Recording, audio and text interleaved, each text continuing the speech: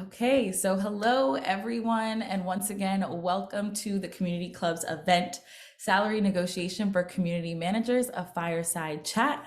My name is Naya Joseph, and I am the Community Events Manager for the Community Club.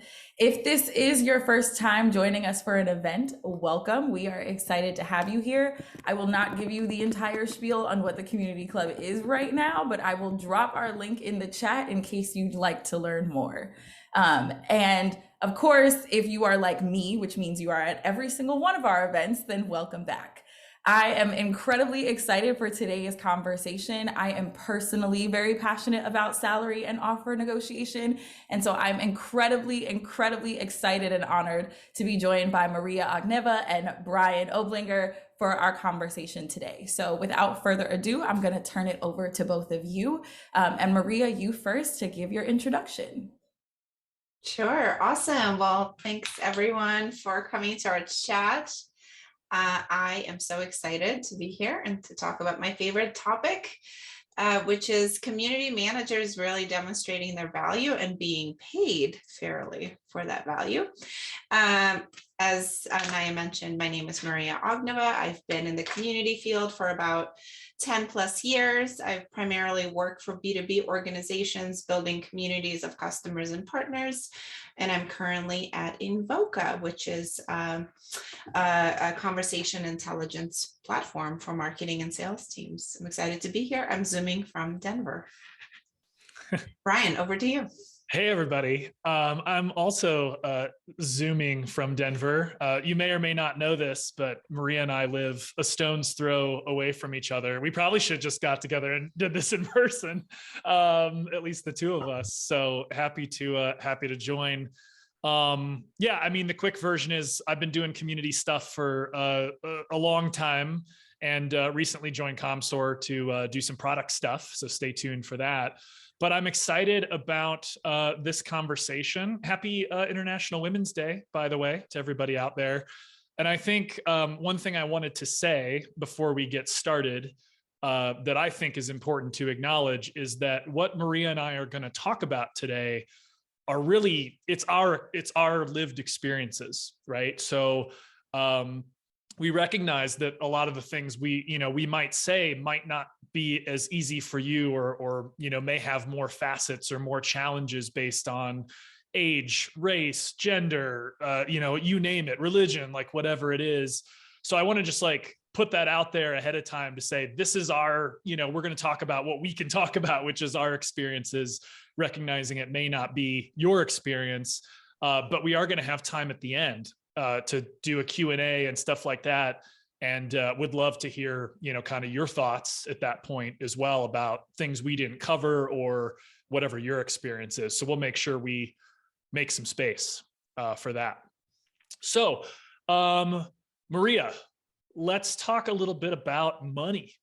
Your favorite topic. My favorite, you said, which is, I hope it's everybody's favorite topic or one of your favorite topics. It should be, if it's not, probably. So I guess maybe what we should do is kind of base this in the first time we ever negotiated a salary and then kind of take it from there. We'll give you some of that flavor. So Maria, tell us about your first time trying to get the monies. All the monies. Great question. So I'll talk about the first time I negotiated salary specifically for community. So this was my first community role. Prior to that, I had kind of hybrid roles of social media management and a little bit of community building. And this was a first real community role. It was with a company that I thought was really cool and I wanted to work there. And they actually recruited me because they came to a session like this where I was talking on a panel and they're like, we must have her. And they kept trying to recruit me and I kept kind of falling by the wayside. And then I kind of finally realized I wanted to join the company. So when I finally had a meeting with the hiring manager, the role was actually scoped much lower than I hoped it would be. So, I can be a little brazen about things like that. This may not work for everyone. I just went in there and I said, I think this role is scoped too low, right? Let's talk about the things that we can do together, right? Like this is kind of the universe of the job as you see it, but I think we can do a lot more. So I kind of I painted a picture for the hiring manager of like what is possible. And with that came a higher title and a higher salary. So that is like one kind of indirect way to negotiate a salary, is if you love the company, love what they're doing, but the role is just not scoped correctly. If you have the chops and if you have a vision for what this role could be, go in there and try to demonstrate like what you're going to do when you get into the role, and kind of go at it that way. And then every role that will be after that, it'll hopefully you're making a little bit more every time as you switch roles. So it's important to, start somewhere and really go for it. And then like every time you can give yourself another bump every time you switch positions, because that truly is where like most of your gains unfortunately will come from. It's not being promoted in the same job, it's going to be switching jobs. But some other tips around negotiating salary is like be very clear about your value. If you're coming from another job, like be very disciplined about writing down the value that you've driven at that company, whether it's deflecting cases, like have those numbers ready in your back pocket, and try to paint the picture of like, hey, you're not just a cost center. Like this is what I did at my company, and this is what I can do at yours. Let's scope the role correctly. And then given what I just did, I can do that for you. And this is like what we can look at together.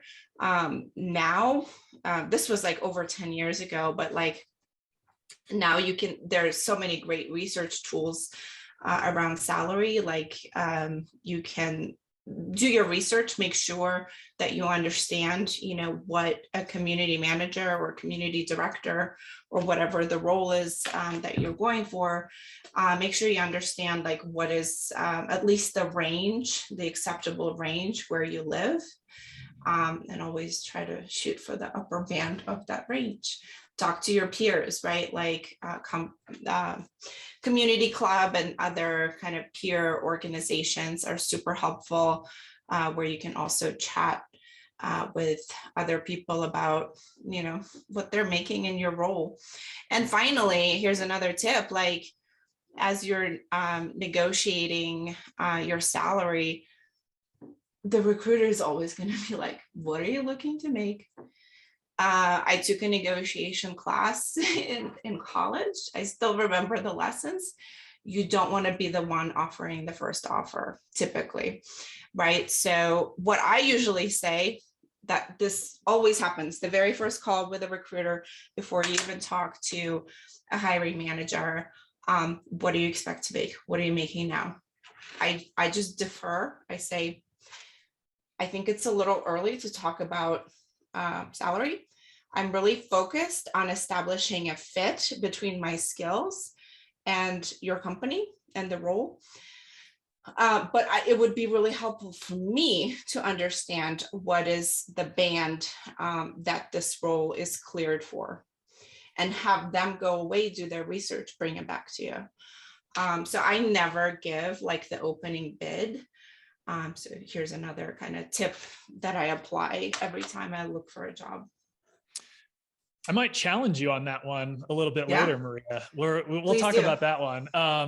So I want to go back to the first thing you said, which is that you were successful in your first negotiation, which is great for you, because I sucked at it for like a really long time. Like I was really bad for a long time. And looking back on it now, I realize I had no clue how to negotiate or what I was doing, because it's not an inherent skill. I think that, in fact, I think it's like a lot of us are allergic to it, right? You hear the word negotiation, it's like, oh, oh no, like I don't want to do that. So I think that's like important to acknowledge, is that we kind of hamstring ourselves from the beginning sometimes by, not wanting to, hey, you're all here. So that's a good step, I guess. You want to learn about it. So that's great.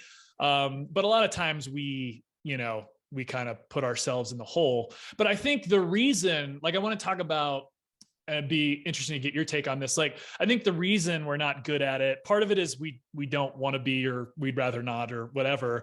But I think the other thing is just like not understanding the structure, of a negotiation, and like what do you need to do going into it, right? So I kind of think like for me, part of it is like understanding the market. I think a lot of people are very focused on themselves, and they stroll into, interviews and negotiations, really only considering their side of the negotiation. And what you find actually is the more you can think about, what do they want out of this, right? Like, what's their goal? What kinds of things might they be willing to relent on or give, right? And I think when you start thinking about that, and what you want too, don't get me wrong, you got to know what you want. But I think when you start having that mindset, it helps you sort of frame this in your own mind and approach it in a way that, makes sense. So I think like understanding what they want, understanding what the market is, Glassdoor, is a godsend for this. And I know there's other sites where, and of course here in Colorado, we have to put the job, the bands on the job posting now, the salary band. So that's helpful. Hopefully more states and countries do that. I've seen a lot of people stroll into interviews. I was a hiring manager, right, for a long time, and I'm sure will be again here shortly. And a lot of people stroll in, and it's kind of like, this is what I need, and it's like, okay, but it's weird because we looked at the market, and like at the end of the day, the market is actually what dictates, what you can ask for and what you can make, right? You can have an idea of what you want, but the market is the market, right? And so a lot of people kind of miss that point. So I think like you said before, understand your own value is really important, and understand how to communicate it. I would say like a lot of people know their value, but I don't know that they know how to talk about it. And I think that's something you just got to practice a lot. And I really liked your framing of, and I took like 100% agree. Whenever people start asking, what you think you should make or why you should make, or you're trying to formulate that for yourself, always turn it into a value conversation, not a cost conversation, right? Because if it's just, I want $100,000 or I want, whatever, you really got to come in and say, look, I'm going to make you $10 million. Do you really care what my salary is? Like that kind of a conversation, maybe not that brash, right? But that level of discourse to say, I'm going to make you a hell of a lot more, than whatever I'm going to cost you. So like, let's talk about that instead. So anyway, I agree with what you said there. I think another great thing to do, and this, if you don't have a big network, like right now is the time to start, right? You'll get there, but today is a good time to start. So you're set up for the future. Typically I get hired through my network. So at this point, like I've done enough of this stuff to where people from prior jobs who've actually seen me work really want me to come in, right? And you're coming in then, like you're coming in hot, right? Like people understand your value, your champion internally has been championing for you already. So you're coming in and people are like, wow, this is exciting. Let's get this going. So you're more successful, more likely to be successful that way. So I would suggest like, this is kind of just beyond the conversation of the immediate salary negotiation in the hiring meeting. Do take the time to build your value, right? If there's something interesting you've done, blog about it. Speak about it. Like that's where, like my first community job where people picked me up because I was speaking on a panel, right? And the rest is history. So get out there. Like if you have something interesting to say, make sure you can offer something valuable, of course, first, but get out there, build your network, and look at it as a long-term project. It's not gonna, your network is not gonna pay off tomorrow, but it will. And it creates this flywheel effect where the more you're out there, the more you put yourself out there, the more known you are, the more kind of jobs you've done, people will have that reference point of you. And so when you're coming in and saying, I'm going to build this value for you, there are actual people at the company who can vouch for you and be like, yeah, she built a ton of value. It's everything she says and then some. Yeah, I always I said this recently somewhere on a podcast or something. I can't remember where, but someone asked me about this, and I said that LinkedIn is an insurance policy, right? You pay into it for all this time and invest into it and whatever, and then someday you cash it in, right? When the time is right. Like and that. Usually that's when you're looking for a role or you need someone to vouch for you or whatever.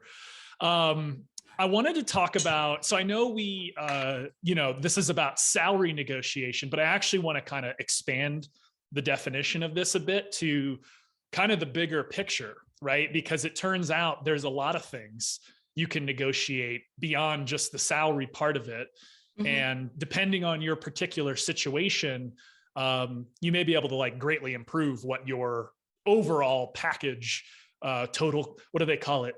Total rewards or something. HR has a fun name for this, but anyway, so I'm just curious, like Maria, like what beyond salary, what are the kinds of things you typically try to negotiate? Or, I have a bunch, but I'm just curious, like, are there common things that you go in knowing you want to, talk to them about beyond just the base salary? Yeah. So, I mean, now that the pandemic has proved that every job can be remote, I will only talk to remote jobs. I mean, I like the ability to like get together with people from my company. There are a bunch of folks from my company here in Denver. So that's great, but it has to be like, not forced on me every day to commute. So that's flexibility is important, right? Try to get a sense of like how, what their work-life balance, to beat a dead horse. Feed a fed horse, Maria. Feed a fed horse or beat a dead horse. Try to get a sense of like what their actual work-life balance is. This is why like having people inside the company that is useful, because everyone says like, oh, we have great work-life balance, but then your boss is slacking you at 11 p.m. So you can't really get an accurate sense until you actually go work for the company, but you can kind of suss it out. So for me, flexibility is important, right? If it's not going to give me, I'm a parent, right? So if it's not going to give me the flexibility that I need, it's not going to happen. Also stock options, right? That's a big one. That's a funny one because there've been a few times when I was like, oh my God, I'm going to get rich off the stock options. And it doesn't really happen, not to like burst everyone's bubble, but it's not actually going to pay out unless you're like a very early employee. And so, yes, stock options are great, but just know that you're most likely you're not going to make a lot of money. So earlier in my career, I was willing to take more stock options and less money, but kind of through the experience of having been through a bunch of acquisitions, it's just not kind of as important to me as it was before. So right now, I kind of lean more into cash money, but it really depends on like where you are in your career, right? Like if you're willing to take risks, maybe you're a little bit earlier in your career, totally fine. But make sure that you understand the company, like Brian said, understand the market, who this company is competing with, try to understand their financial shape. There's only so much you can really find out during the interview process, but if you're betting your money on a horse, right, or if you're betting that your company is going to get acquired or have some kind of a liquidity event, and that you're going to be able to get paid on your stock options, like just make sure that you believe in the company, that you believe in the leadership and their ability to execute. Because again, spoken from experience, does not always pan out. So, it's riskier, but it is part of your comp. Also benefits, right? Like the huge health insurance, workout stipends, health stipends, just kind of look at it as a whole thing. But for me, cash money is the most important. Brian, what about you? So let me ask you this. Let's play a game. Yeah, Would you like to play a game, Maria? I love games. I love games. For our audience Yes. out there. So let's say you were negotiating with me, like I'm at some company, I'm the recruiter, or the hiring manager, and you told me that, hey, being remote is the most important thing, right? I need the flexibility. But we have an office in Denver that's 30 minutes away by, take the train or whatever from your house. If I said, hey, Maria, we'll pay you whatever we're going to pay you to work remote, but if you come in 2 days a week, we'll give you 50 grand more a year. Would you take that deal? For 2 days, I would. Okay. Yeah. What if I said, hey, we want you to come in 4 days a week? How much would you need to make to go in 4 days a week? Oh gosh, these are hypotheticals. I honestly don't think like most companies are asking for employees to be in the office for 4 days a week these days, right? I think a lot of companies are actually kind of trying to downsize their office space and their real estate investment. So chances are that's not going to be on the table. But I would actually push it back on them and say, like, why is it important for me to be in the office 4 days a week? Got it. Okay. That is going to tell you actually a lot about the company and the culture, because I work for a company, no names or anything, but they were absolutely adamant about everyone being in the office all the time. It was not the best culture. Yeah. It just wasn't. Right. So, yeah. Yeah. So listen, I'm all for remote first and asynchronous work, right? The reason I ask is just to illustrate for people, everything is a negotiation, right? Like if companies are like, hey, we want you to come in a few days a week, you got to kind of decide what it's worth to you. Maybe it's not worth anything. Maybe you say, I don't care. You can pay me 100 grand more a year and I'll never go in, but that's the important, I guess, point, here is like, think of everything as a negotiation. And a lot of things, I don't think you'll never know until you ask. I think it's some people are surprised by the things you could ask for. And I'll give you kind of a list here. You gave some already that you can ask for. People don't know they can ask for it, and a lot of times the worst case scenario is they just say, hey, sorry, we can't do that. You don't lose a lot of, political will or whatever in the middle of that conversation. So, for me, I always try to understand, like you said about shares, what is the actual opportunity? Are those going to be worth something or not? And what's the most important thing to you? Is it the cash? Is it the future potential? Is it the title? So I think like most people will negotiate the salary and maybe the bonus, and then the shares are what they are. Usually it's like, hey, this is our standard package, whatever, it's 5,000 shares, blah, blah, blah, 4-year vest. You can negotiate title. You can negotiate how much time off you get per year. You can negotiate a technology stipend. I want a better laptop. I always negotiate laptop because I'm a Mac user and always have been. And sometimes I go to companies that are Windows based and I'm like, yeah, that ain't going to happen. Like, you want me to work there? I need a MacBook Pro, right? So stuff like that. A lot of companies are doing like home office stipends or whatever. If they're not, you can ask. There's a bunch of different things on the shares part. This one, I would say you're less likely to have success with if you're not kind of going to be like director or above, maybe even VP or above, but you can ask for more shares, of course, but you can also ask to alter the vesting schedule. So one of the tacks that I've taken, including a recent negotiation that I did, is I said, hey, look, I'm giving up quite a bit of shares at another company I'm at, potentially to come here. I'm giving up, salary or like whatever. What I would like to do is change the 4-year vesting schedule where instead of the 1-year cliff, right? Can it just start vesting immediately upon me joining the company? And that would make me feel a lot better about what I'm giving up to come here. Now, in a lot of companies, like bigger companies, if you're not like VP or above, that's a bit of a challenge because they have to go to the board and get approval and like whatever. But at smaller companies, they may be willing to say, sure, like, what's the difference? If that's what it takes to get you here, then we'll let you vest a year early, on the same schedule you would normally. You just don't have to get to the cliff. So there's a lot of like inventive things, that you can ask for and try to play with and see, what they'll do. And I think, you do have to be careful though, right? Like you don't want to come out with like, here are my 18 demands, kind of a thing. But I think if there's something that's important to you, you can ask about it and just see what they say. And this is how you sort of get the total package to be better, especially if you're unsuccessful in negotiating the salary side, or at least you're not as successful as you wanted to be.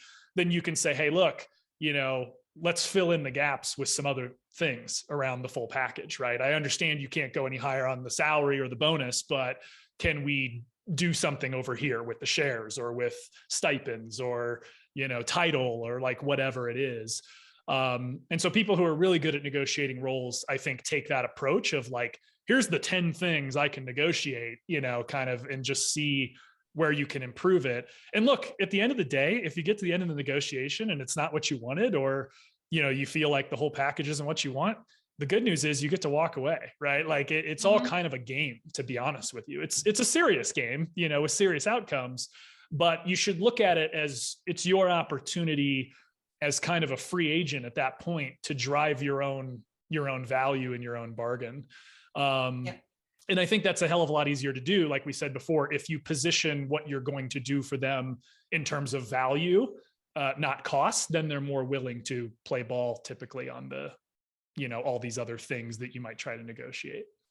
Yeah, I love all of that. There's a lot of creativity that can be applied to the process. I think, to your point, Brian, like you don't want to appear like you're just asking for random stuff. If you run the interview process really well, if you kind of make them want you so much, they will play ball, right? And even if there's absolutely no way to move on the salary or the bonus or something for, maybe it's a larger company and it's really rigid, they will do whatever they can to try to get you, right? If you have been able to kind of build that, oh my God, we must have Brian, we must have Maria, whatever they can do, they will do, right? But to Brian's earlier point, there's just some things that they may not have flexibility on. I would also say we're talking about title, and it made me think of something that's absolutely a thing to negotiate. Sometimes they may not be able to give you a higher title, but if that's the case, here's another thing to negotiate, like get an understanding and a commitment that like in 12 months or in 6 months, you will have a review, and be very clear on what the things are that you need to do to get promoted in that cycle. And so just make sure that once you come into the role, you have a really open and honest conversation, continuous conversation with your manager around, this is where we need to get to, this is still the goal, right? Like, what do we need to do to get there? And so then your kind of first year will be spent getting to that, right? And if they're good for it, you will get a title bump, but make sure you have that like pretty clearly outlined before you start. Yeah, I think we should. Doesn't always work. Yeah, I think we should say that a lot of people don't know, and it's not the case everywhere, but at a lot of companies, it's the case that there's actually a difference between your title and your level, right? How you're represented in the HR system versus what your public title is, I guess you could call it. And you can play that in both directions. So at some companies, they may say, hey, we can only give you senior manager, right? We can't make you a director. In which case you can say, can you make me that level on the back end? And then my public title will just be senior manager. And the reason is because having that internal designation means they can pay you more money. Usually the comp bands are tied to those internal designations or classifications or whatever you want to call it. On the other hand, it may be true in the reverse, where usually it's smaller companies, right? Where they'll say, hey, look, we can't pay you a ton of money and like all this stuff, but we can give you, a bigger title. Maybe it's not represented that way in the back end HR system, but like, we'll make you a director, or we'll make you a head of, or whatever it's going to be. So understand that distinction. And sometimes, think about which direction you can play that in, and just ask them. Again, it's a good one to ask, right? Just say, hey, this is graded out as a manager, can you bump me up as a senior manager in the background, a level 3 or a level 4, however they do it. So there's that people should know about.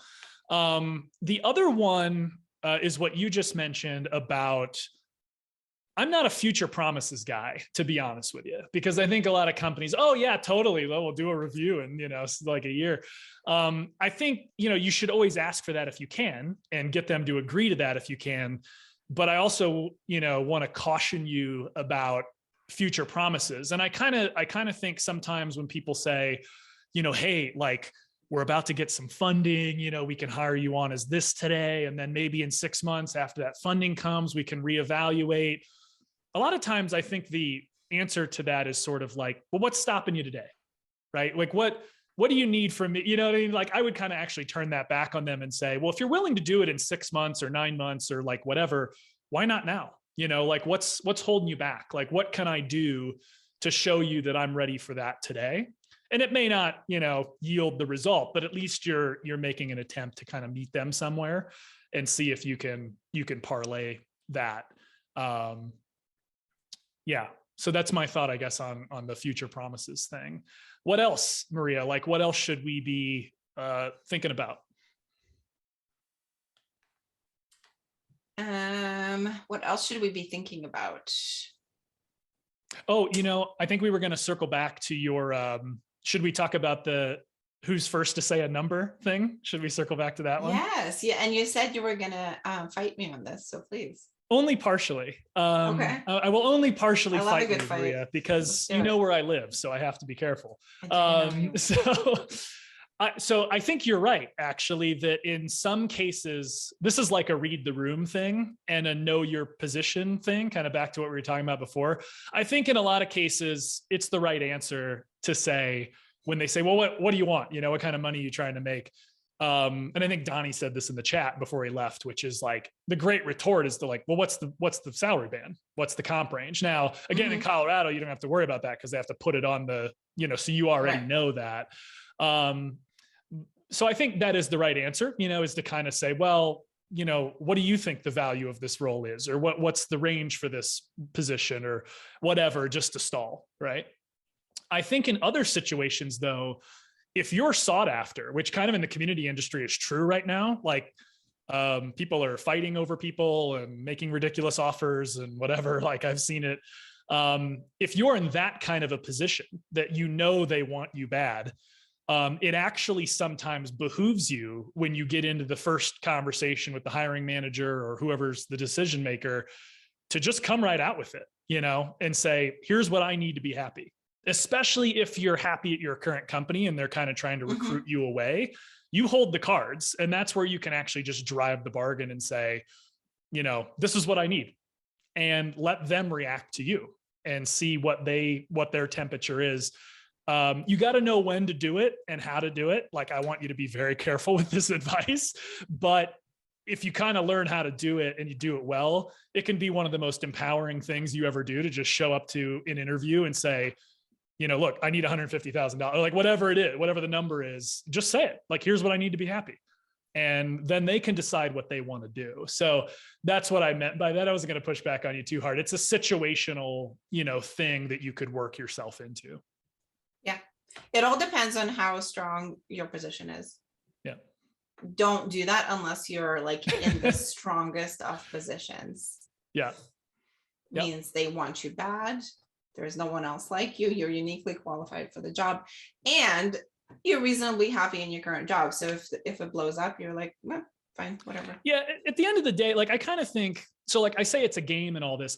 Look, you have to be happy at the end of all this thing, right? I think that's super important for people to recognize, is that play the game, do all these things, negotiate this, that, and the other, yada, yada, yada, right? But like when it's all said and done, if you're going to sign your name on a piece of paper, or I guess we're docu-signing, these days, you got to feel good about what you're doing and what you're going to do and what that is, And so I don't think it's wrong, throughout several points of the negotiation or the conversation to just be honest about, for me to do this, kind of, here's what I think I need to be successful, and for me to come do this thing at your company. And I think it's okay to be honest about that, and just kind of clear the air if it's getting a little, wild on the negotiation side. So anyway, that would be my advice, is you got to really take stock of what you want to be happy, because if you take the job and it's not, kind of what you wanted, or, you're not happy with the trade-offs that you made or whatever the case is, that's only going to get worse. It's not going to get better. If you start that way, 6 months from now, you're going to be looking around going, what am I doing? What is this about? And then you're going to start over. So I think just be really honest, with yourself and with that company within reason about what you think you need to be happy, because otherwise, I don't think it makes much sense to do it. Yeah. Made me think of something else. There's stuff that you need to be happy, like personally, which is salary, benefits, all that stuff, just to kind of get out of bed. But then there's stuff that you need organizationally to make you successful, to your point, so that you're not out the door and repeating the whole process in 6 months. Try to understand what the budget situation is, because they could bring you in and you built like all this excitement during the process of like what you're going to do. But if there is not like, if it's not funded well enough, you're not going to be successful. Try to understand what the budget looks like, what types of investments they're willing and able to make in community, what kind of autonomy you're going to have to make the decisions. Obviously, you want to be collaborative in your decisions and super cross-functional, but like ultimately you need, like if you need to go a certain way to, like, let's say, choose a community platform, you need to be like the final kind of decider on that, right? So make sure that you have the organizational support, financial as well as executive support to really make you successful, because no money is going to make you happy if you are coming to work every day and it is like a slog and you just cannot do any of the things that you really want to do that do make you happy. So just, it's not a salary thing, but as part of your negotiation, and part of the interview process, rather, make sure you have a really clear understanding about what it is that you're walking into. Yeah. Okay. So I know on the timing bit here, I want to make sure we have good time for, Q&A at the end. So I think maybe what we should do with just the last few minutes of this portion is kind of shift to, you're at a job and you want to ask for more money or more whatever, right? So kind of the, not so much the joining a new company, but you're where you are, but you think you should be paid more or whatever. So I think we should kind of segue to that for a few minutes. I have some thoughts, but Maria, tips from your end on how to do it internally.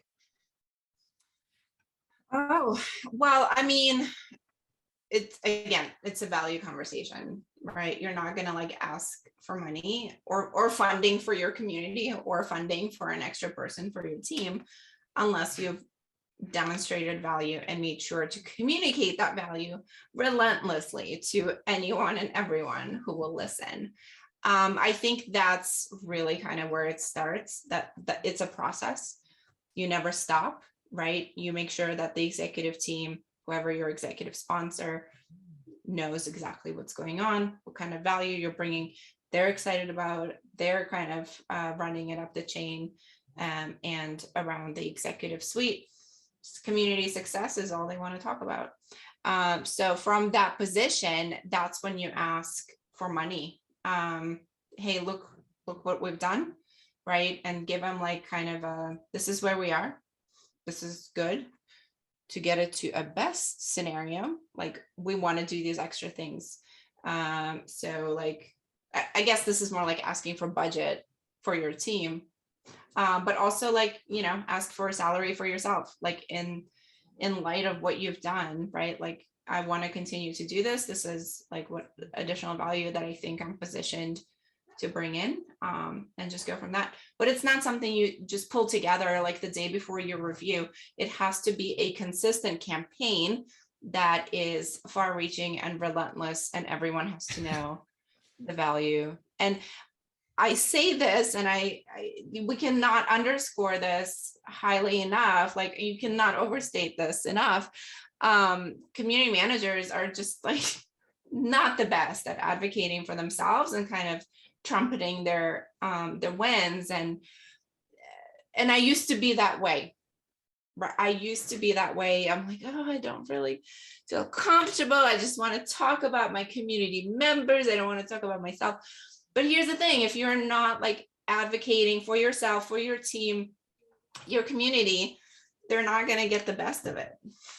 Yeah. So like and that's a framing thing that took a while to get to, but it's like, hey, if I'm not like, it's like, oh, ROI is like a dirty word because community, it's all magic and unicorns.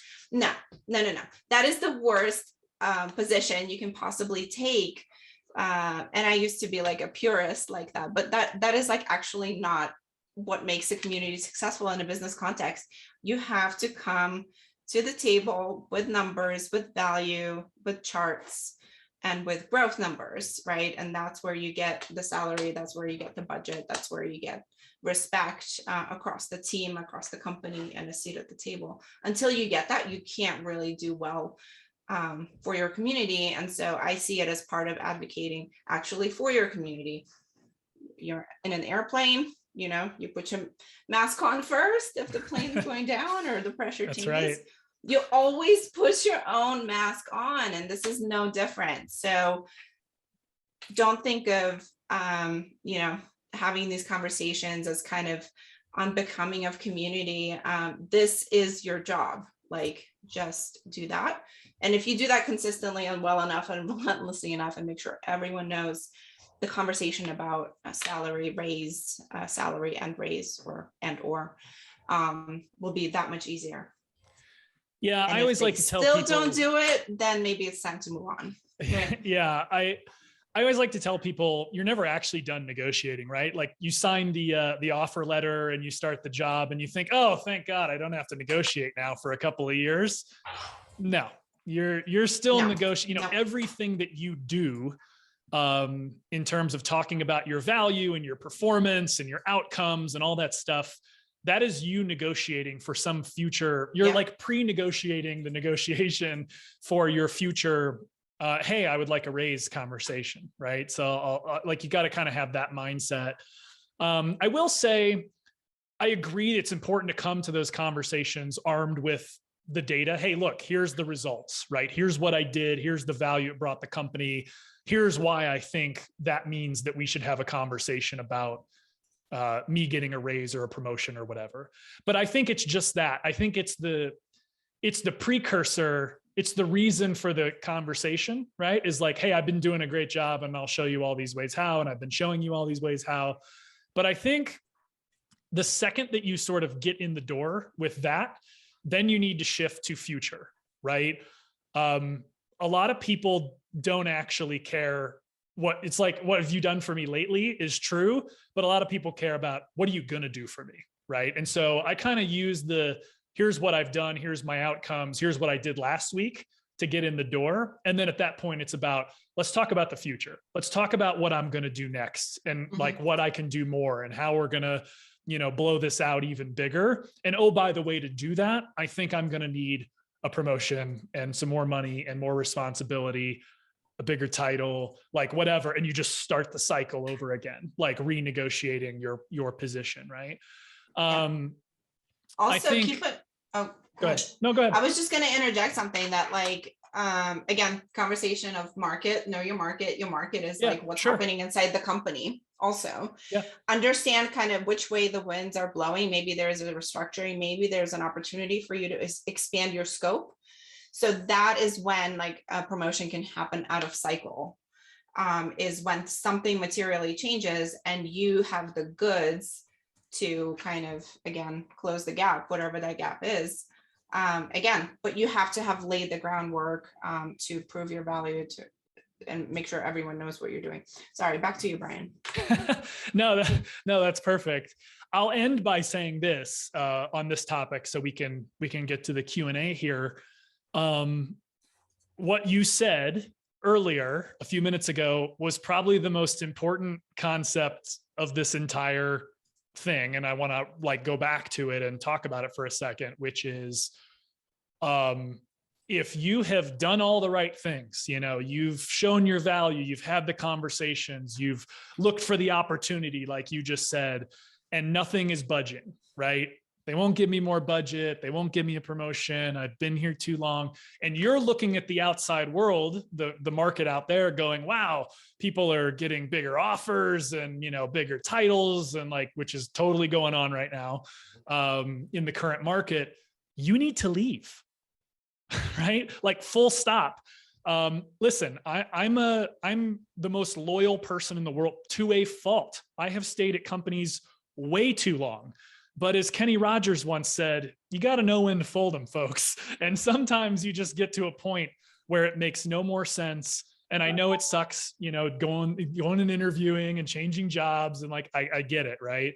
But you have to do what's right for you. And sometimes what's right for you is to leave and go somewhere where they are going to value you and you're going to get what you need to be happy and in accordance with the market and that kind of stuff. So I guess that's my like tough love thing for this session is sometimes it's okay to give up, you know, and kind of recognize that you're in a situation that's not tenable, and like go do what you need to do, you know, to be happy and that kind of thing. I know it's hard, but sometimes you just got to go, and that's the way it is. And you need to do what you need to do, you know, for you. So I guess I'll end on that piece. Any other final words on that, Maria, before we go to Q&A? 100% agreed. But I also don't think of it as giving up. I think you've given it everything you can. And now you're just, you know, going to where your skills and your work and your work ethic and your commitment, going where they're appreciated. Yeah. Which again brings us back to our earlier point. You got to suss that out during the interview. Don't just rely on like the rosy picture that, you know, tends to get painted during the interview process. Really, really do your due diligence, you know, not just on salary, but like, are you going to be set up for success? Yep. Okay. So I think Naya's going to rejoin us here for some Q&A stuff. Hey, Brian, it's Donnie. Just one quick note on the last conversation. So I'll try to dig up the link and I'll put it in the chat window. There's a friend of mine, Alan Stein, back in New York, that's I know through a friend of mine from childhood. Anyway, he's now started a career executive company called Kadima, and he's had some free webinars on the web. And so he was at Amex back in the early 2011. He took a salary of changing jobs 4 or 5 times from like low 120s. He left Salesforce last year making over 500K. So folks like me, but you know, I was at HP for 18 years. It's like, damn, that was a missed opportunity. So absolutely, don't be shy to you know, to make the exit if that's what you're comfortable doing. If it's about getting what you want. Cool. Yeah, and to Danny's point, I think, and to kind of every point that's been made here, it really just kind of boils down to choosing you. Like whether you're choosing a job, whether you're staying with that company, whether you're jumping ship to go get what it is that you feel you deserve and go kind of be where you're valued, it's ultimately about choosing yourself. So I know we have only a little bit of time, so I'm going to just jump into the questions that are already in the chat. If anyone else has any, you can go ahead and add them. We'll try to get to them.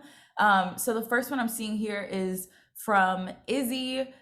Is equitable compensation a legit concept? I've heard and seen folks work at companies that pay the same salary for people who share the same title. Compensation is competitive, but they're not allowed to negotiate when they get promoted. Is this equitable? No. It's a bullshit excuse, frankly. So we're in the middle of this right now, right? So companies, you know, look, their game got flipped upside down, right? So they had it all figured out about how they talked about this, and the way they negotiated things and the way it was structured, and they held all the power, right? And then a big virus came along and upended the entire situation. And what you're seeing is them scrambling to regain control. And stuff like this is part of that scramble, right? Of like, oh shit, now all of a sudden, people move, they're not coming to the office. Half of them moved out of the Bay Area to Utah, like whatever. And so they're all trying to figure out, how they can regain control, like just to be completely frank with you about it. So I don't believe, now listen, there's going to be some HR person, some recruiter that watches this and says, Brian doesn't know what the hell he's talking about. And that's fine. Okay.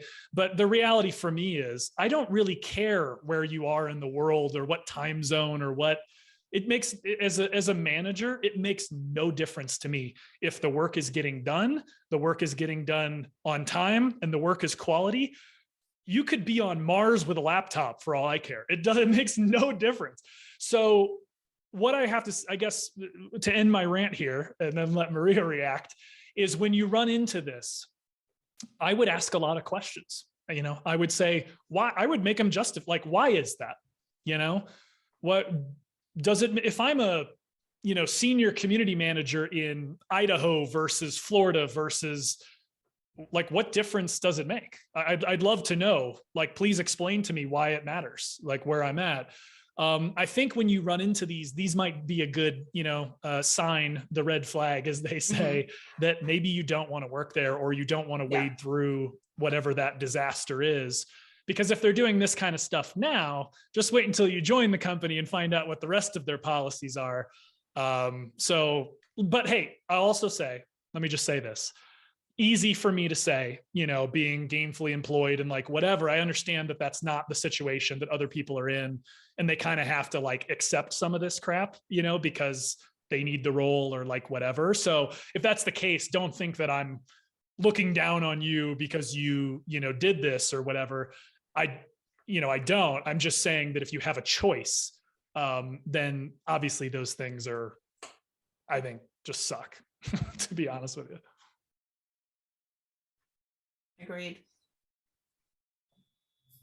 Yeah, and I will just quickly add, as a person who used to be in HR and work as a recruiter, to echo what Brian said, yes, absolutely ask questions.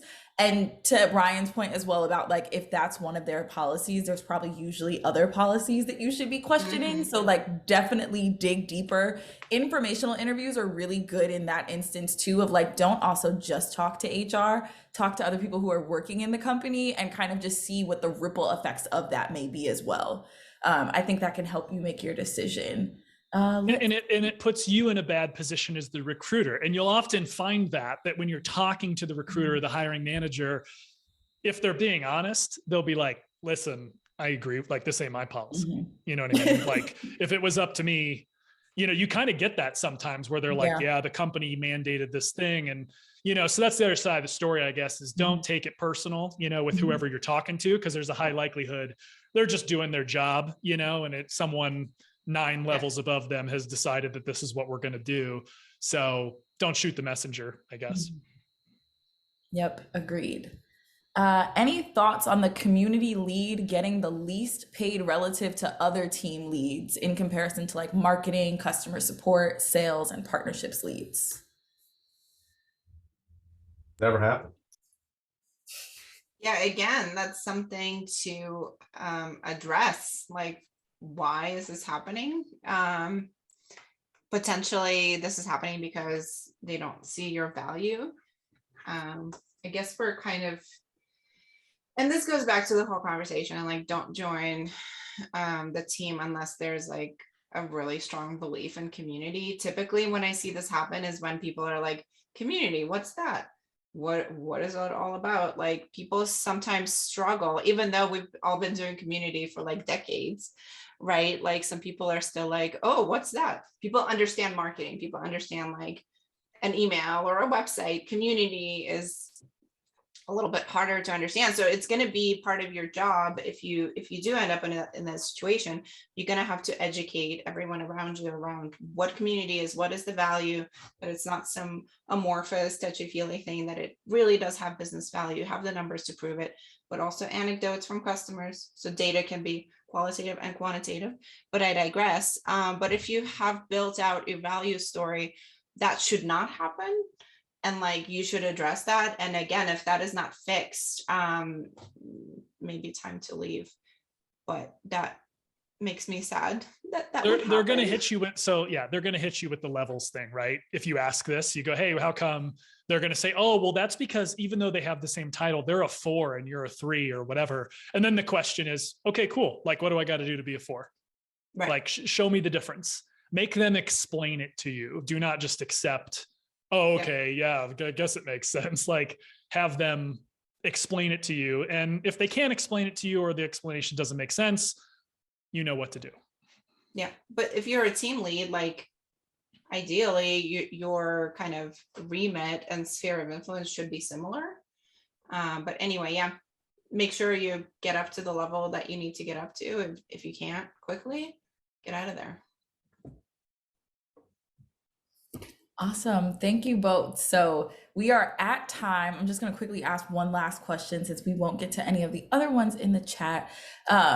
Are there any sort of parting words of advice, or just like, if there's one thing you want everybody here to remember from this last hour, how would you sort of summarize or wrap that up today? Wow. Parting words. Know your value. Build your value story every day. It's not a thing that you do before your review.